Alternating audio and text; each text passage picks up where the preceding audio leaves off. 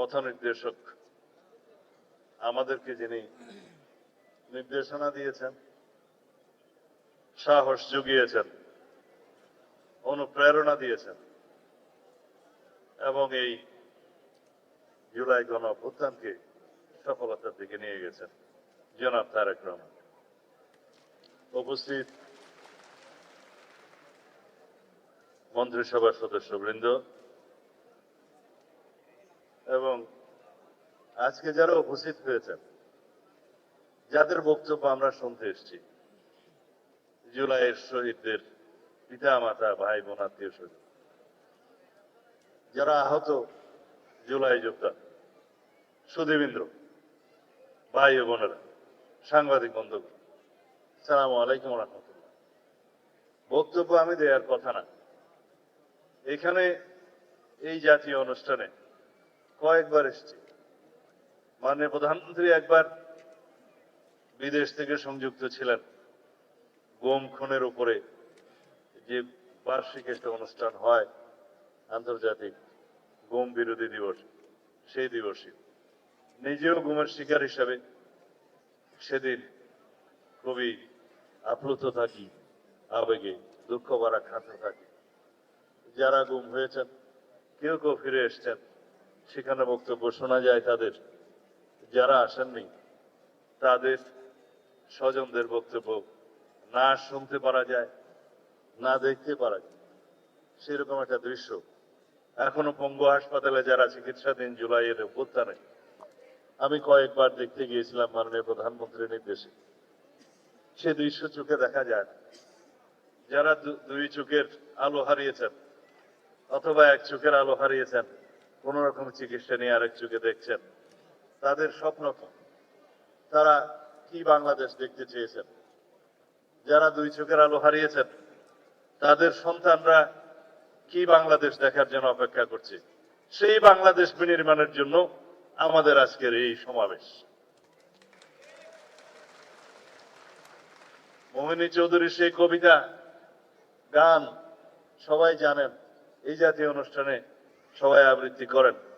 মুক্তির মন্দিরে সোপানে তোলে কত প্রাণ হলো বলিদান, লেখা আছে অশ্রু জলে। আরো কয়টি লাইন আছে।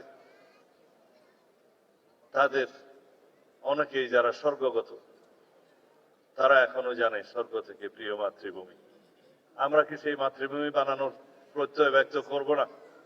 পরিকল্পনা নেব না? একটা বস্মের উপরে দাঁড়িয়ে আমরা রাষ্ট্রের দায়িত্ব পেয়েছি, জনগণ দিয়েছে। সেই ভস্মের মধ্যে কিছু নেই। সারা বাংলাদেশের অর্থনীতি ফোকলা অবস্থা, ব্যাংকিং খাত লুটপাট হয়ে গিয়েছে, 30 লক্ষ কোটি টাকা পাচার হয়ে গিয়েছে। দাবি আমাদের অনেক, জাতির প্রত্যাশা অনেক, অ্যাসপিরেশন অনেক, স্কাই ইজ দ্য লিমিট। কিন্তু আমাদেরকে বাস্তবতায় আসতে হবে। আমাদের অর্থনৈতিক ভিত্তি কোথায়? আমাদের নেতা যে পরিকল্পনা করেছেন, আমরা যে বাজেট দিয়েছি 9,37,000 কোটি টাকা, 38,000 কোটি টাকার বাজেট, সেই বাজেট বাস্তবায়নের মধ্যে কি আছে? এই সমস্ত সামাজিক নিরাপত্তা খাতগুলো আছে। আমরা যে সমস্ত বিষয় অ্যাড্রেস করতে চাই, সেই বিষয়গুলো যদি আমরা বাস্তবায়ন করতে চাই, তাহলে আমাদের ঐক্যবদ্ধ থাকতে হবে, আমাদেরকে সহযোগিতা করতে হবে। আমরা শুধু চাই চাই আর চাই করতে পারবো না। আমাদের প্ল্যান আছে, আমাদের পরিকল্পনা আছে, কিন্তু আমাদের সেই আর্থিক সামর্থ্য অর্জন করার জন্য আমাদেরকে সময় দিতে হবে। সেই পরিকল্পনা বাস্তবায়নের জন্য নেতৃত্বের হাতকে শক্তিশালী করতে হবে।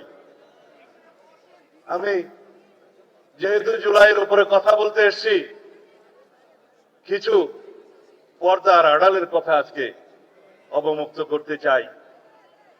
আমি, আমার নেতা জনাব তারেক রহমান, দুজনেই আমরা নির্বাসিত ছিলাম। আল্লাহর কি মহিমা, যদি আমরা নির্বাসিত না থাকতাম, হয়তো এই জুলাইয়ের মতো একটা অভ্যুত্থান সফলভাবে সমাপ্ত করা সম্ভব হতো না। এটাই হচ্ছে পর্দার অন্তরালের কথা। কোনদিন আমরা ঘুমাইনি। 24টা ঘন্টা কোঅর্ডিনেশন করে আমাদের নেতা কর্মীদেরকে বিভিন্নভাবে আমরা অর্গানাইজ করে এই জুলাই যোদ্ধাদের সম্মুখে রেখে অরাজনৈতিক পরিচয়ে এই আন্দোলনের একটা পর্যায় পর্যন্ত আমরা নিয়ে এসেছি। 3 তারিখ 4 তারিখে আমরা যখন নৈতিক সমর্থন প্রদান করি, তারপরের থেকে বিশ্ববিদ্যালয়ের শিক্ষকদের একটা আন্দোলন ছিল, সেখানে সমর্থন দিয়ে তারপরের থেকে যেদিন আমরা 16ই জুলাই পর্যন্ত পৌঁছলাম, সেদিন আমার নেতা বলেছেন, দফা এক দাবি এক, স্বৈরাচারের পদত্যাগ, অন্য কোনোভাবে এই সমস্যার সমাধান হবে না।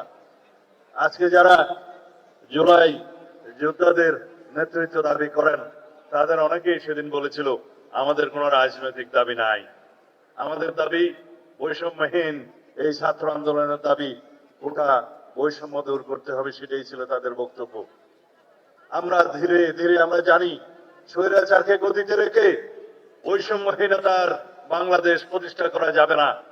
তাদেরকে আমরা বোঝাতে সক্ষম হয়েছি, কিন্তু তাদের সেই সাহস ছিল না। আমরা রাজনৈতিকভাবে সমগ্র বাংলাদেশের সকল মানুষকে ঐক্যবদ্ধ করে শত সহস্র শহীদের রক্তের এই স্রোতের মধ্য দিয়ে আমরা এই জায়গায় এসেছি। আজকে এই বাংলাদেশ রক্তে রঞ্জিত হয়েছে, এই মানচিত্র রক্তে রঞ্জিত হয়েছে। শহীদের রক্তের উপর দাঁড়িয়ে আমরা বিজয় অর্জন করেছি 5ই আগস্ট। সেখানে রাজনৈতিক পরিচয় যদি বিভাজন করি, তাহলে সর্ববৃহৎ অংশটি থাকবে জাতীয়তাবাদী ছাত্র দলের, যুব দলের, বিএনপির অঙ্গ সংগঠনের 450-ও বেশি। জাতিসংঘের যে রিপোর্ট, সেই রিপোর্টে 1400-র কথা বলা আছে, কিন্তু অফিসিয়ালি বিভিন্ন পত্রিকা এবং জরিপে 700 থেকে 800-র মতো খতিয়ান পাওয়া যায়। বাকিগুলো গেল কোথায়? কারণ শহীদের খতিয়ান হসপিটাল রক্ষা করতে পারে নাই, তাদের ডকুমেন্ট পর্যন্ত গায়েব করে দেওয়া হয়েছে, তাদেরকে দাফন করা হয়েছে যেন বেওয়ারিশ লাশ হিসেবে। আজকে স্বজনরা তার কবরের সন্ধান করে আমরা দিতে পারি না। এরকম একটি নৃশংস হত্যাকাণ্ডের পরে, গণহত্যার পরে আজও পর্যন্ত সেই গণহত্যাকারী শেখ হাসিনার কোন রকমের অনুশোচনা নাই। তারা জুলাই যোদ্ধাদেরকে অপরাধী হিসেবে তকমা দিচ্ছে। বাংলাদেশের এই গণ অভ্যুত্থানকে তারা বলছে একটা জঙ্গি তকমা দিচ্ছে। বাংলাদেশে নাকি জঙ্গিবাদের মধ্য দিয়ে তাদের রাষ্ট্র ক্ষমতা ছিনিয়ে নেওয়া হয়েছে। এর চাইতে লজ্জাস করার কিছু নেই। তাদের মধ্যে অনুশোচনাও নেই, তারা দুঃস্বীকারের সেই অবস্থাও তাদের নেই, সেই ইতিহাসই তাদের নেই। তারা উল্টো বিদেশে বসে বাংলাদেশে এখন নাকি গণতান্ত্রিক সরকারের বিরুদ্ধে বিভিন্ন রকমের ষড়যন্ত্র করছে। আওয়ামী লীগের রাজনৈতিক পতন হয়েছে, আওয়ামী লীগের রাজনৈতিকভাবে নিপাত হয়েছে, নির্মূল হয়েছে, দাফন হয়ে গেছে দিল্লিতে। সেই আওয়ামী লীগ বাংলাদেশে আর কোনোদিন রাজনীতি করতে পারবে না। রাজনৈতিক দল হিসেবে আওয়ামী লীগের বিচার দাবি করেছি আমরা, আপনারা দাবি করেছেন, তদন্ত পরিচালিত হচ্ছে। ইনশাআল্লাহ খুব শিগগির রাজনৈতিক দল হিসেবে সেই রাজনৈতিক দলকে বিচারের কাঠগড়ায় নিয়ে যাওয়া হবে। সংবিধানের 47 আর্টিকেল অনুসারে আইন সংশোধন করা হয়েছে, সন্ত্রাস বিরোধী আইনে আছে, আইসিটি অ্যাক্টে আছে, রাজনৈতিক দলের সংগঠনের বিচার করা যাবে। সুতরাং অপেক্ষা করুন। যারা এখানে বক্তৃতা দিয়েছেন তাদের মধ্যে আমার এক ভাই শফিউল আলম শফি, আমার প্রতিবেশী, আমার গ্রামের, তার সন্তান শহীদ ওয়াসিম আকরাম, যিনি বস্তুতপক্ষে চট্টগ্রামের প্রথম শহীদ বলা হলেও যদি সময়ের দিক বিবেচনা করা হয়, আবু সাইদের একই সময়ে সমসাময়িক সময়ে সে শাহাদত বরণ করেছে। মাত্র 2-3 সপ্তাহ আগে শ্রীলঙ্কায় আমাকে দেখতে গিয়েছিল ছেলেটা। বলেছিলাম, বাবা এত অল্প বয়সে কেন পাসপোর্ট ভিসা করে মা বাবার টাকা খরচ করে আমাকে দেখতে এলে? বলেছিল ছেলেটা, আপনাকে এক নজর সামনে থেকে দেখবো, বড় আশা ছিল। ছবি তুললো, পাসপোর্ট কি যেন ফেসবুকের প্রোফাইলে সেই ছবিটা দিল।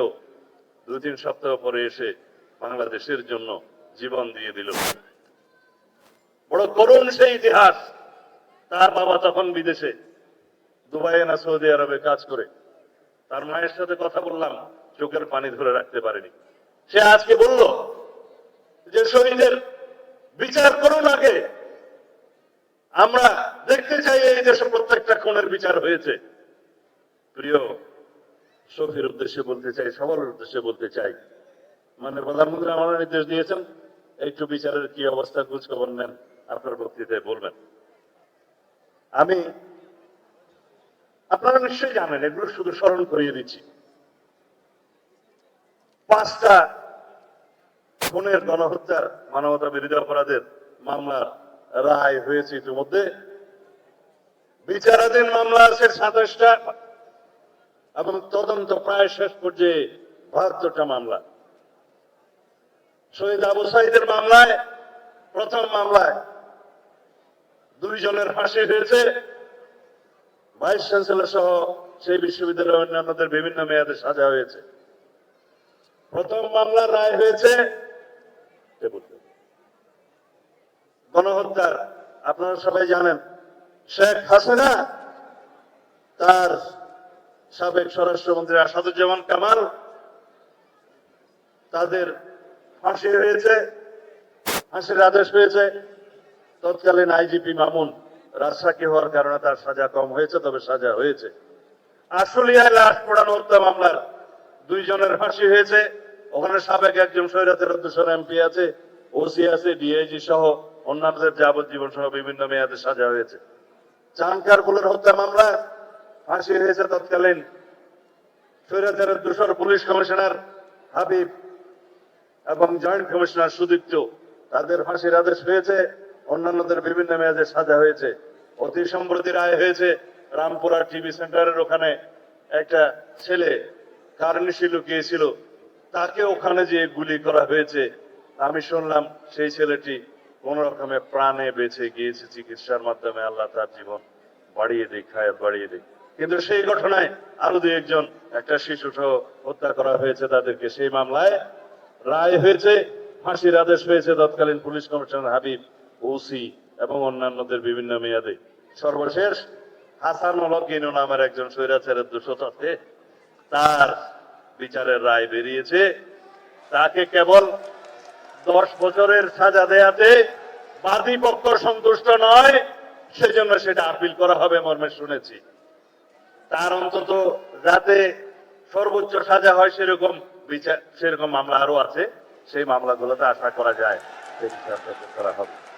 আজকে যারা এই অনুষ্ঠানের আয়োজন করেছেন, জুলাই 24 শহীদ পরিবার সোসাইটি এবং আমরা জুলাই যোদ্ধা কেন্দ্রীয় নির্বাহী কমিটি, তাদের প্রতি আমার অনুরোধ রইল, আয়োজকদের, তাদের প্রতি আমার অনুরোধ রইল, এই জুলাইয়ের চেতনা নিয়ে যেন আমরা কেউ ব্যবসা না করি। যারা জুলাইয়ের চেতনা নিয়ে বিভিন্নভাবে রাজনৈতিক সংগঠন করে রাজনৈতিক ফায়দা নেওয়ার জন্য চেতনা বিক্রি করছে, তাদের পরিণতি কিন্তু ভবিষ্যতে দেখা যাবে। ইতিহাস কিন্তু তাই। যারা 71-এর মুক্তিযুদ্ধের চেতনা বিক্রি করত, তারা চেতনা বিক্রি করতে করতে আজকে দিল্লি দিয়ে বসে আছে। বাংলাদেশের মানুষ তাদেরকে উৎখাত করেছে। সুতরাং চেতনা বিক্রির ব্যবসা ভালো নয়, রাজনৈতিক ফায়দা নেওয়ার উদ্দেশ্য ভালো না। আমরা এই মহান 2024-এর জুলাই কোন অভ্যুত্থানের ইতিহাসকে ধারণ করব, স্মৃতিকে ধারণ করব। অনাগত কালে ভবিষ্যতে আমাদের প্রজন্মরা যেন দেখে স্বৈরাচার ফ্যাসিবাদের পতন কিভাবে হয়েছিল, ফ্যাসিবাদী স্বৈরাচারী আচরণ যেন ভবিষ্যতের কোন সরকার না করে। খোদা হাফেজ।